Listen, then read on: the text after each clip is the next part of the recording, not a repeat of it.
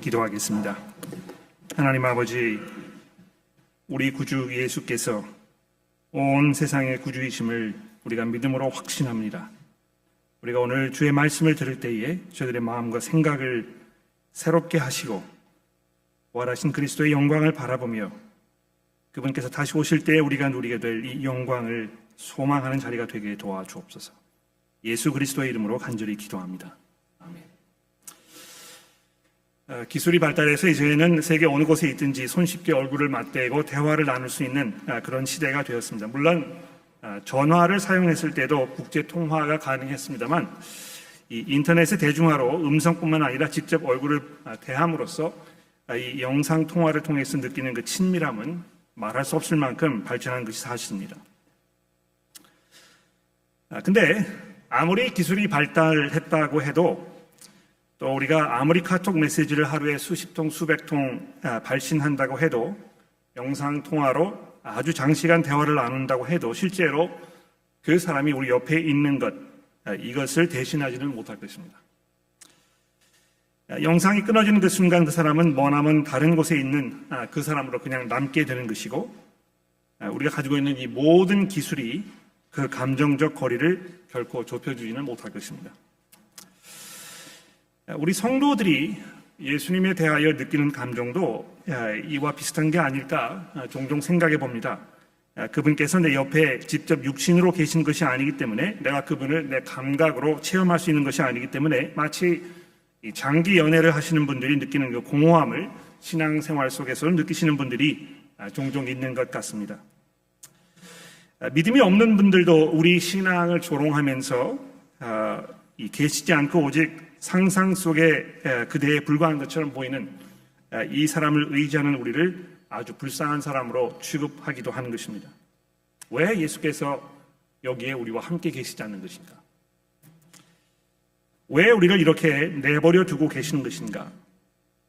언제 우리가 그분을 다시 만날 수 있을 것인가? 그분이 과연 돌아오기는 하실 것인가? 그래서 우리의 모든 소망과 우리의 모든 그 바람이 성취되는 그 날을 과연 우리가 바라볼 수 있을 것인가? 이런 질문들이 끊임없이 꼬리를 물고 우리 마음속에 일어나게 되는 것입니다. 여러분들도 그런 질문 속에서 괴로워하시거나 또 회의를 느끼시거나 신앙이 어려워졌던 상황 속에 계시는 분들 계시는지 모릅니다. 특별히 우리가 아주 어려운 상황 속에 놓여 있을 때 내가 시급하게 지금 하나님의 그 직접적인 도움을 아주 긴박하게 요청하고 있는 상황에도 불구하고 나의 모든 기도와 간구가 허공에 흩어지는 소리처럼 느껴지면서 아무런 어떤 응답을 내가 받지 못한다고 느껴졌을 때 예수께서 도대체 어디 계시는가? 왜 나에게 찾아오지 아니하시는가? 이런 질문들이 우리 마음속에 꼬리를 물고 일어나게 될 것입니다. 오늘 이 본문의 말씀은 이런 복잡한 이 문제들에서 복잡하고 정리되지 않을 수 있는 우리의 마음과 생각을 가다듬고 더 깊은 확신과 평안으로 나아가는 그런 밑거름이 될 것입니다. 또 그렇게 되기를 간절히 기도하는 마음으로 우리 이 본문 말씀을 잠시 함께 살펴보도록 하겠습니다. 지난주 이 본문 말씀이었던 이 13장 전반부에 보시게 되면 이렇게 시작이 되고 있지 않습니까? 6월절 전에 예수께서 자기가 세상을 떠나 아버지께로 돌아가실 때가 이른 줄 아시고 세상에 있는 자기 사람들을 사랑하시되 끝까지 사랑하시니라. 아버지께로 돌아가실 때가 이르렀다. 아주 분명하게 예수께서 지금 어디로 가야 하는 것인지 이거를 알고 계셨고 그거를 알고 계셨던 예수께서 그 마음속에 이제 아버지와 다시 함께 연합하게 될 또 자신이 창세 이전부터 누리셨던 그 영광을 되찾으실 그 순간을 바라보시면서 마음속에 흥분되고 많은 기대감이 있어서 다른 모든 것들이 머릿속에 떠오르지 않은 그럴 법도 할 것입니다. 우리가 보통 오랫동안 계획하고 준비했던 여행을 눈앞에 두고 있으면 다른 게 잘 생각나지 않는 것입니다. 그렇지 않습니까? 정말 가고 싶었던 그곳, 거기에 대한 그 동경, 그 기대감, 이런 것 때문에 지금 내가 겪고 있는 어떤 그 육신적인 어떤 정신적인 어려움 이런 것들도 충분히 참아낼 수 있을 것 같은 그런 기대감 속에 살고 있는 것입니다.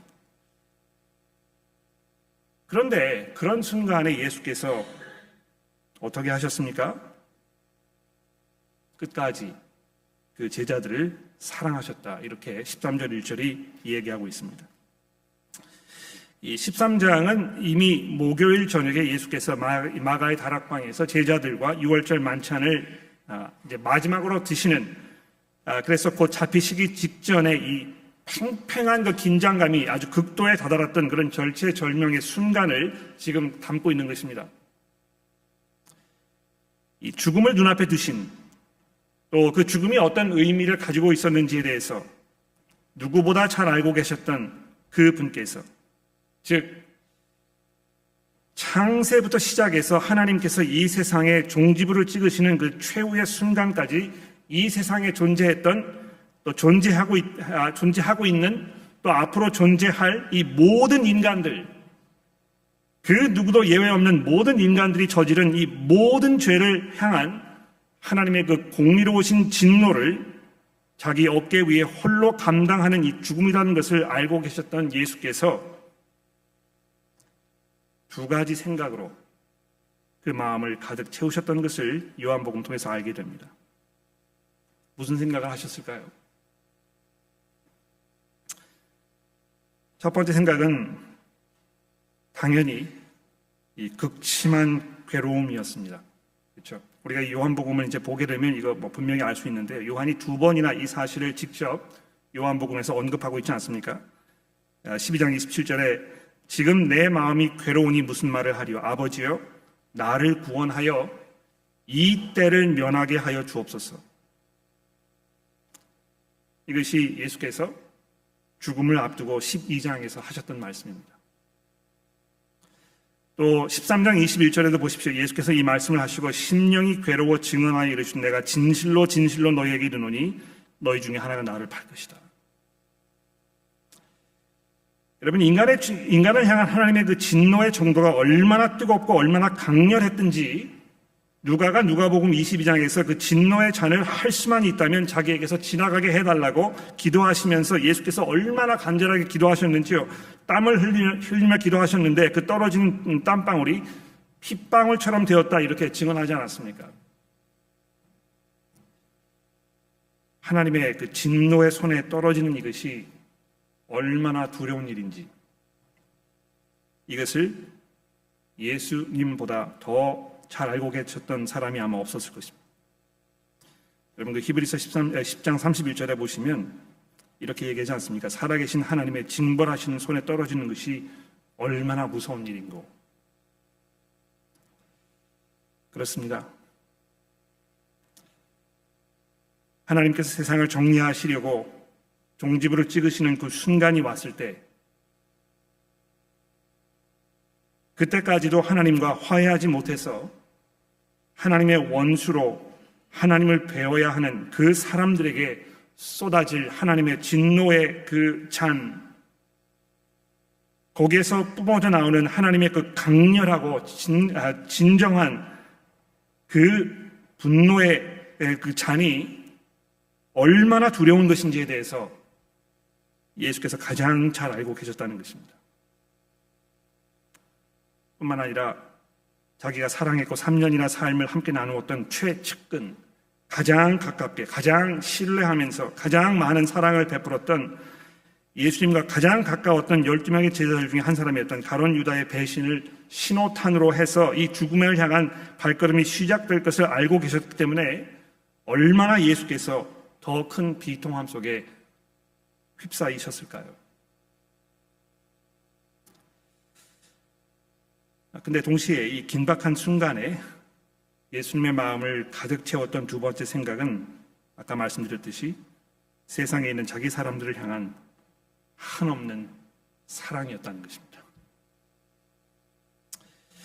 이 13장부터 쭉 읽어 내려가시면 이 마지막 순간에 제자들을 위로하고 격려하며 그들을 준비시키는데 예수께서 얼마나 많은 노력을 기울이셨는지 우리가 확인할 수 있습니다. 이번 이 요한복음 시리즈가 저는 개인적으로 굉장히 많이 기대가 됩니다. 십자가를 앞두신 예수께서 자기와 3년 동안 동고동락했던 그 제자들을 바라보시면서 이 마지막 순간에 뭘 말씀하셨을까? 그들에게 무엇을 주의시키셨을까? 그들에게 뭘 강조하셨을까? 보통 그렇지 않습니까? 이 죽음을 맞다, 그러니까 마지막 순간에 하는 그 말들이 정말 중요한 말들인 것입니다. 여러분들은 뭐 그런 생각을 종종 하시는지 모르겠는데요. 저는 좀 모르겠습니다. 이게 제가 좀 이상한 사람이라서 그런지 모르겠는데, 저는 종종 병상에 누워서 마지막 순간을 맞는 그 장면을 제가 종종 생각해 봅니다. 내가 이 마지막 순간을 어떻게 맞이할까? 내가 그 순간에 누구에게 무슨 얘기를 할까? 이런 생각을 해봅니다. 근데 제가 그런 이야기를 제 딸아이에게 했더니 딸아이가 저한테 그러더군요. 아빠, 그거 몰라서 하는 얘기예요. 마지막 순간에는 그런 거 생각할 겨를이 없어요. 아무것도 기억나지 않을 것입니다. 글쎄, 뭐 그렇게 되지 않기를 바라는데요. 예수께서 이 마지막 순간에 제자들을 바라보시면서 뭘 말씀하시려고 했습니까? 자, 근데 이제 이 본문 말씀에 보시면 지난주 이제 마지막 그 본문 마지막 절에 내가 아직 잠시 너희와 함께 있겠노라, 이 33절입니다. 너희가 나를 찾을 것이나 일찍이 내가 유대인들에게 너희는 내가 가는 곳에 올 수 없다 말한 것 같이 지금 너희에게도 이른다 해서 이렇게 얘기해서 이제 내가 떠나게 될 텐데 너희는 내가 가는 곳에 올 수 없다 이제 이렇게 이야기하시면서 제자들을 준비시키시려는 이런 이야기를 하고 계시는데, 그래서 34절에 새 계명을 너희에게 주노니 서로 사랑하라. 내가 너희를 사랑한 것 같이 너희도 사랑하라. 너희가 서로 사랑하면 이로써 모든 사람들이 너희가 내 제자인 줄을 알리라 하면서 이제 제자들에게 당부하셔야 할 이 가장 중요한 이 말씀, 이걸 막 언급하시려고 하는데요. 베드로의 질문이 쏟아지기 시작합니다. 36절에 시몬 베드로가 이르되 주여 어디로 가시나이까? 예수께서 하시는 이 말씀이 귀에 들어오지 않는 것입니다. 지금 떠나신다고 하니까 이제 거기에 이 모든 시선이, 이 신경이 다 집중되어 있는 것입니다. 내가 떠나기 때문에 내가 너희에게 새 계명을 주노라, 이렇게 아주 중요한 말씀을 예수께서 시작하시려고 하는데 베드로가 그 길을 딱 막고 예수님 무슨 말 하시는지 잘 모르겠는데요. 어디를 가시는지 좀 얘기해 보십시오.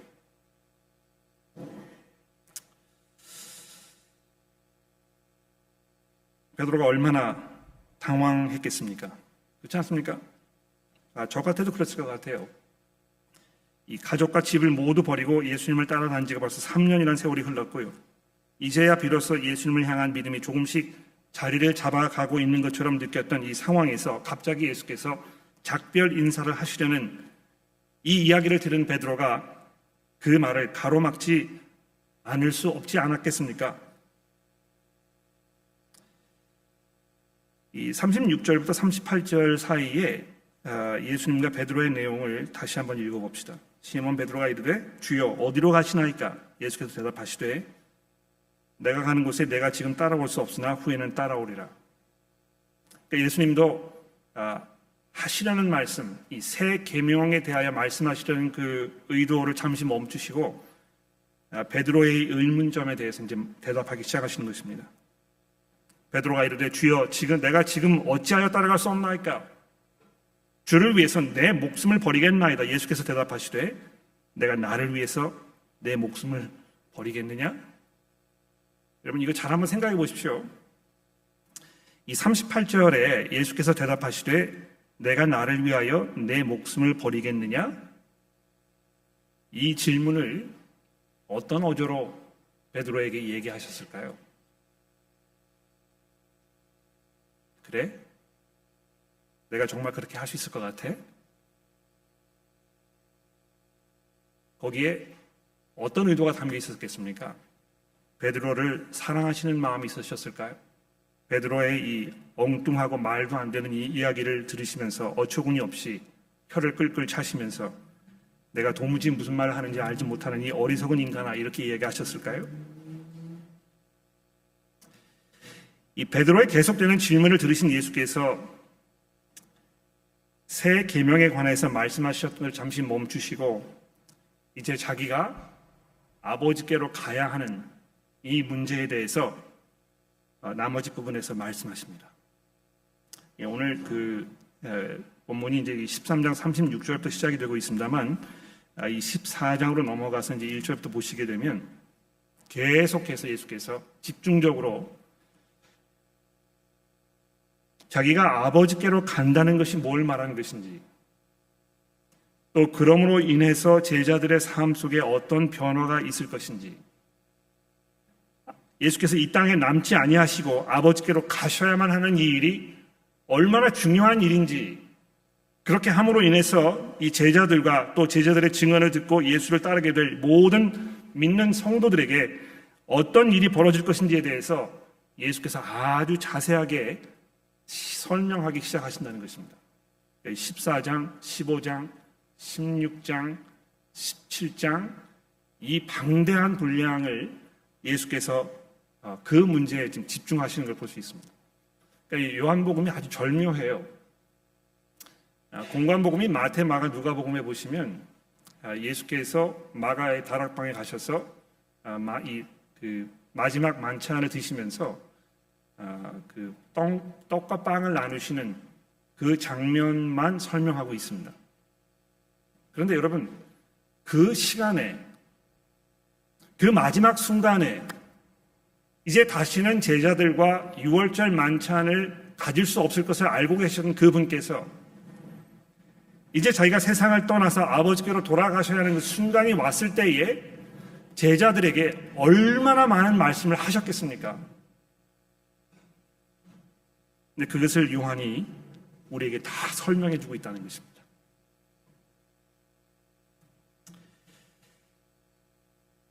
염려하고 불안한 마음으로 예수께서 어디로 가시려는지, 왜 자신을 버려두고 가려 하는지, 다시 뵐 수는 있는 것인지, 그렇다면 이제 자기는 고아가 되는 것인지, 이런 질문으로 심장 박동수가 천장을 뚫고 찌솟고 있는 제자들의 마음을 진정시키시려고 그들을 향한 이 변함없는 사랑과 헌신에 대하여 말씀하시는 예수의 모습이 이 본문 말씀 속에 담겨 있다는 것입니다. 예수께서 아버지께로 돌아가실 때가 된 것을 알고 제자들을 사랑하시되 끝까지 사랑하셨다 하는 그 말의 의미가 이제 이 14장 이하부터 우리에게 차근차근 설명되고 있다는 것입니다. 먼저 다시 33절로 돌아가셔서 보십시오. 33절에 보시면 작은 자들아 이제 이렇게 말을 꺼내기 시작하시는데요. 개역개정이 이제 그 작은 자들아 이렇게 그 단어 선택을 해서 번역을 해 두었습니다만, 혹시 영어 성경을 가지고 계시는 분들을 보시면 거기 이제 예수께서 영어로 little children 이렇게 제자들을 부르고 계십니다. 그러니까 아마도 마치 부모가 자기의 이 친자식을 바라보면서 정말 그 애틋한 사랑으로 이 자식들에 대한 진정한 염려와 사랑으로 지금 이 이야기를 하고 있는 것처럼 이렇게 들린다는 것입니다. 이건 뭐 제자들을 비하하시거나 그들을 꾸짖기 위해서 이런 표현을 쓰시는 것이 아니고 그만큼 예수께서 제자들 향해서 깊은 사랑을 가지고 계셨다는 것을 표현하기 위한 그 표현 방법이 아닌가 생각이 듭니다. 내가 아직 잠시 너희와 함께 있겠노라. 너희가 나를 찾을 것이나 일찍이 내가 유대인들에게 너희가 내가 가는 곳에 올 수 없다고 말한 것 같이 지금 너희에게도 이르노라. 그 누구도 함께 갈 수 없는 그 곳이라고 예수께서 말씀하십니다. 왜 이렇게 말씀하시는 것입니까? 예수께서 당하실 십자가의 죽음이 바로 그런 죽음이기 때문에 그런 것입니다. 예수님 이외에는 누구도 감당할 수 없는 죽음이기 때문에, 오직 예수께서만 감당해 내실 수 있는 죽음이기 때문에, 오직 그분의 죽음만이 인간의 죄가 용서를 받기 위해 충분한 죄값이기 때문에 그런 것입니다. 누가 대신 예수를 위해서 죽어주거나 예수와 함께 죽거나 이렇게 해서 그 죽음의 값어치를 더 깊게 하는 것이 아니고요. 이 죽음은 오직 예수께서만 감당하실 수 있는, 여러분과 제가 당해야 마땅했던 그 죽음인데도 불구하고 예수께서 친히 그것을 감당하시는, 그런데 오직 그분만 감당하실 수 있는 그 죽음이기 때문에 아무도 이곳에 따라올 수 없다고 예수께서 말씀하신 것입니다. 아마 이것이 예수님의 마음속에 그 비통함을 더 갑절이나 더하게 하지 않았을까 생각해 봅니다. 그토록 사랑했던 제자들이 마지막 순간에 예수를 버리고 다 달아났던 그 순간을 보면서, 그리고 마지막으로 베드로가 3번이나 예수를 모른다고 부인하는 그 순간이 올 것을 예수께서 기대하시면서 아무도 이 마지막 순간에 자기와 함께 할 수 없다는 이 사실을 보면서 예수께서 얼마나 그 마음속에 비통함이 있으셨겠습니까? 베드로가 주여 내가 주를 위해서 목숨을 버리겠나이다 이렇게 했을 때 이 속에 담겨있는 이 아이러니를 생각해 보십시오. 어떻게 베드로가 예수님을 위해서 자기의 목숨을 내어줄 수 있겠습니까? 오히려 예수께서는 자기의 목숨을 많은 사람들의 대속물로 주기 위해서 지금 내어주시는 이 순간입니다. 그 누구도 이것을 대체할 수 없다는 것을 예수께서 알고 계셨기 때문에 베드로에게 이렇게 말씀하셨다는 것이죠. 근데 여기 보시면 내가 가는 곳에 내가 지금은 따라올 수 없으나 후에는 따라올 것이다. 이렇게 얘기하셨습니다. 그 요한복음을 미리 이렇게 쭉 읽어 내려가신 분들 계시면 이미 알고 계시겠습니다만, 요한복음 21장에 가 보시면 예수께서 베드로에게 이렇게 얘기하지 않습니까? 내가 가고 싶지 않은 곳으로 사람들이 너의 겉옷을 붙잡고 너를 그리로 끌고 갈 것이다.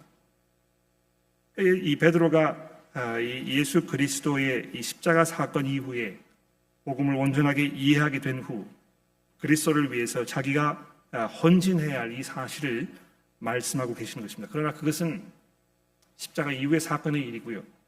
지금 이 순간에는 오직 예수께서만 그 자리에 서 계시는 것입니다.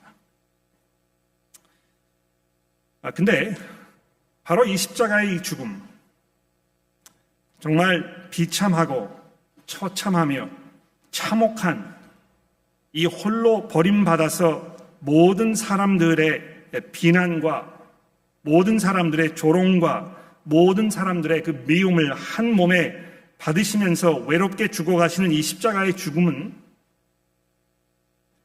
하나님 되심을 가장 분명하게 드러내는 하나님의 그 신실하심과 하나님의 은혜와 진리가 충만하신 그 성품을 가장 명확하게 드러내는 사건이기 때문에, 즉 하나님의 영광이 가장 찬란하게 비춰지는 그 순간이기 때문에 예수께서 이 순간을 눈앞에 두시고 이제 인자가 영광을 받을 때가 되었다고 말씀하시는 것입니다. 사람들의 박수갈채를 받고 온갖 칭찬이 쏟아지는 순간을 사람들은 영광의 순간이라고 하지 않습니까? 여러분 제가 지난번에 한번 말씀드렸는데요. 영광의 순간을 지금까지 살아오시면서 경험해 보셨습니까? 지금까지 내 삶에서 가장 영광스러웠던 순간 딱 하나를 꼽아보라 얘기하신다면 어떤 순간이 되시겠습니까? 대학 졸업하셨던 때입니까? 결혼하셨던 때입니까? 어떤 순간일까요? 나의 가장 잘난 면, 내가 가장 자랑스럽게 생각하는 것, 나에게 가장 귀한 것, 모든 사람들이 흠모할 만한 이런 것, 이것이 현실화되는 그 순간을 우리는 영광의 순간이라고 이야기합니다만, 우리 주님께서 이제 영광을 받으실 때가 되었다고 하시는 이 순간은 종의 몸을 입으시고 이 땅에 오셔서 죽어 마땅한 죄인들을 위하여 자기의 목숨을 아낌없이 쏟아 부으시는 이 전적인 헌신과 희생과 사랑의 그 순간이었던 것입니다. 우리 하나님께서 바로 그런 분이시라는 것입니다.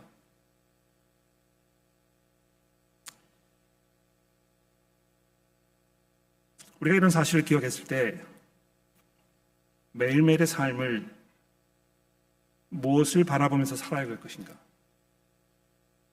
무엇이 나에게 중요한 것인가? 무엇이 우리로 하여금 정말 중요한 그런 일인가? 이런 것들을 돌아보게 한다는 것입니다. 우리의 기도 제목이 무엇인가? 정말 하나님 앞에 간절하게 간구하는 그 내용이 무엇인가? 하나님 아버지, 저로 하여금 예수 그리스도를 닮게 하옵소서. 그분께서 하나님의 영광을 다 내려놓으시고 종의 몸으로 이 땅에 오셔서 죽기까지 십자가에 순종하셨던 것처럼 저도 겸손하게 그리스도의 길을 가게 하옵소서. 계속해서 예수께서 이렇게 말씀하십니다.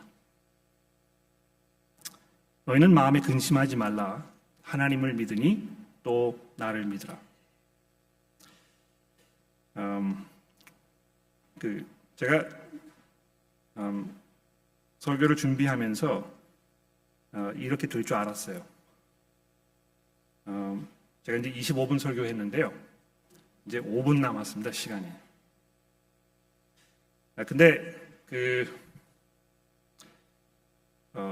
요한복음을 이렇게 생각하고 읽으면 교우 여러분들과 나눠야 할 부분들이 너무 많아서 본문을 이렇게 나눈 분량이 너무 많다. 좀 더 시간을 두어서 이렇게 잘게 잘라서 이 내용을 좀 다루었으면 좋겠다. 이런 생각이 수없이 듭니다만 이 본문은 뭐 이제 제가 나눈 것이 아니고 다른 목사님 하신 걸 제가 따라가는 것이기 때문에 저도 어쩔 수가 없어서 좀 아쉽게 느껴집니다만 나머지 5분 동안 나머지 부분을 다뤄보도록 해보겠습니다. 예수께서 계속해서 마음에 근심하지 말라 이렇게 제자들을 위로하십니다. 지금 예수님의 마음속에는 혼란스러움 속에서 불안 속에서 안정을 찾지 못하는 우왕좌왕하는 이 제자들의 마음을 진정시키시고 그들의 믿음을 다지시고 그들에게 새로운 이 사실을 바라보면서 소망 중에 살아가도록 격려하시기 위해서 말씀하신 것인데 마음에 근심하지 말라 이렇게 말씀하십니다. 내 아버지 집에 거할 곳이 많도다. 그렇지 않으면 내가 너희에게 일렀으리라. 내가 너희를 위하여 거처를 예비하러 가노니 가서 너희를 위하여 거처를 예비하면 내가 다시 와서 너희를 내게로 영접하여 나 있는 곳에 너희도 있게 하리라. 이것이 우리 주님의 약속인 것입니다. 모르겠습니다. 여러분들은 이 말씀 읽으시면서 마음속에 얼마만큼의 위로와 평안을 얻으시는지 얼마만큼 여러분의 믿음이 더 확신을 갖게 되시는지 모르겠습니다만 예수께서 우리를 잠시 내어두시고 가시는 그 이유가 바로 우리가 거할 그 거처를 예비하시기 위한 것이며 예비하신 후에는 다시 오셔서 우리를 자신에게로 영접하여 그분께서 계시는 그곳에 우리도 있게 하겠다는 이 약속이 저에게는 가장 좋은 약속이라고 생각합니다. 다른 것이 필요 없는 것입니다. 이 땅에서 내가 어떤 삶을 살았든지 내가 어떤 부귀 영화를 누렸든지 또 누리지 못했든지 내가 얼마만큼 어려운 삶을 살았든지 내 삶 속에 얼마만큼의 고통과 수고와 또 염려와 눈물과 고통이 있었는지 이런 것을 다 접어두고 결국에는 예수께서 나를 그분께서 계시는 그 영광의 자리로 인도하실 것이며 그분이 계시는 그 자리에 나를 위해서 준비되어 있는 특별한 자리가 마련되어 있다는 이 사실을 기억했을 때 우리의 삶은 우리의 마음속에는 기쁨과 감사가 감격이 흘러넘치며 소망 중에서 지금 현재의 삶을 인내함으로 살아갈 수 있는 것입니다.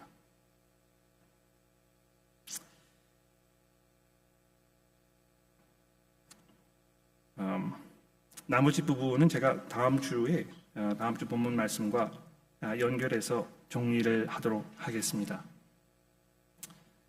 사랑하는 교회 여러분,